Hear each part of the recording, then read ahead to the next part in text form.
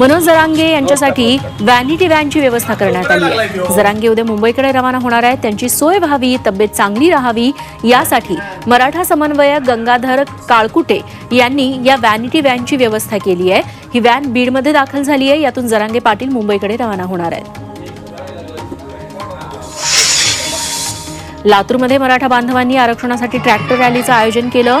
बोरोळ ते देवणी अशी ही रॅली काढण्यात आली। छत्रपती शिवाजी महाराज यांना अभिवादन करून रॅलीची सुरुवात झाली। त्यानंतर देवणी तहसीलदाराकडे आपल्या मागणीचे निवेदन देण्यात आलं। कुणबी दाखले द्या, अन्यथा तीव्र आंदोलन करू असा इशारा मराठा समाजाने दिला। लोणावळ्यात मराठा समाज आणि उपविभागीय पोलीस अधिकारी यांच्यात बैठक पार पडली। मनोज जरांगे पाटील पदयात्रेदरम्यान 24 जानेवारीला लोणावळ्यात मुक्कामी असणार आहे। शहरातील सुरक्षा आणि सोयी सुविधांबाबत इथं चर्चा झाली। नंदुरबार जिल्ह्यातून मनोज जरांगे पाटील यांच्या आंदोलनात सहभागी होण्यासाठी 2000 मराठा बांधव मुंबईकडे जाणार आहेत। 26 जानेवारीला मुंबईच्या आझाद मैदानावर हे मराठा बांधव दाखल होतील। उद्या शहरातील छत्रपती शिवाजी महाराजांच्या पुतळ्यापासून शहरातून भव्य रॅली काढली जाईल। डोंबिवली शहरातील काटई नाका भागात MIDCची पाईपलाईन फुटली। नवी मुंबईला पाणी पुरवठा करणारी 1700 मिलीमीटर व्यासाची ही पाईपलाईन फुटल्यानं लाखो लिटर पाणी वाया गेलं। रस्त्यावर पाणीही साचलं। पहाटेच्या सुमारास ही घटना घडली। याची माहिती मिळताच MIDCच्या टीमनं घटनास्थळी धाव घेतली।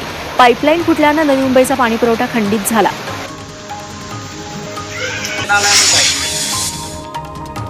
पुनर्बांधणीच्या कामासाठी सायन रेल्वे स्थानकाजवळील उड्डाण पूल मुंबईत बंद करण्यात येणार आहे। उद्यापासून या पुलाचं पाडकाम सुरू होतंय। या पुलाच्या जागी नवीन पूल बांधण्यात येणार आहे। मध्य रेल्वे आणि मुंबई महापालिकेच्या समन्वयानं हे काम करण्यात येतंय। पूल पाडण्यात येणार असल्यानं वाहतुकीत बदल करण्यात आलाय। संभाजीनगरला केंद्राच्या अमृत योजनेसाठी राज्य सरकारनं निधी उपलब्ध करून देण्याच्या सूचना औरंगाबाद खंडपीठानं केल्या। या योजनेसाठी फंड देऊ शकत नसल्याचं राज्य सरकारनं पत्राद्वारे कळवलं होतं। त्यानंतर हा विषय औरंगाबाद खंडपीठात गेला।